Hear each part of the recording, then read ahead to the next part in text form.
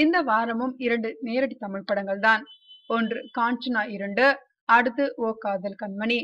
2 படங்களுமே வெவ்வேறு தளங்களில் பெரும் எதிர்பார்ப்பு நிலவுகிறதா? என்று பாக்ஸ் ஆபீஸில் எந்த படம் ஜெயிக்க போகிறது என கோடம்பாக்கம் ஆவலோடு காத்திருக்கிறதா? 4 ஆண்டுகளுக்கு முன்பு வெளியான காஞ்சனா பெரும் வெற்றியை பெற்றதா? அதன் பிறகு 4 ஆண்டுகள் எடுத்துக்கொண்டார் ராகவா லாரன்ஸ். மேலும் வேறு எந்த படங்களிலும் அவர் நடிக்கவில்லை.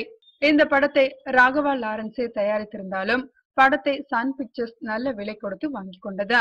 அதை தேனாண்டாள் பிலிம்ஸ் வெளியிடுகிறதா? எனவே லாரன்ஸுக்கு படம் வெளியாகும் முன்பே நல்ல லாபம் கிடைத்துவிட்டதா? இன்று 350 அரங்குகளில் பிரம்மாண்டமாக வெளியாகுகிறது காஞ்சனா 2. லாரன்ஸ் படம் இத்தனை அரங்குகளில் வெளியாவது இதுதான் முதல் முறை. ஓ காதல் கண்மணி படத்தை மணிரத்னம் இயக்கி தயாரித்துள்ளார். துர்கல் சல்மான், நித்யா மேனன் நடித்துள்ளனர். படத்தின் பாடல்கள், டீசர் என அனைத்தும் மேல்தட்டு ரசிகர்களிடம் வரவேற்பு பெற்றுள்ளன. மணிரத்னத்தை பொறுத்தவரை இது மிக முக்கிய படம். கடைசியாக அவர் சூப்பர் ஹிட் கொடுத்த படம் பம்பாய் தான். அதன் பிறகு வந்த அலைப்பாயுதே சுமாராக தான் போனதா?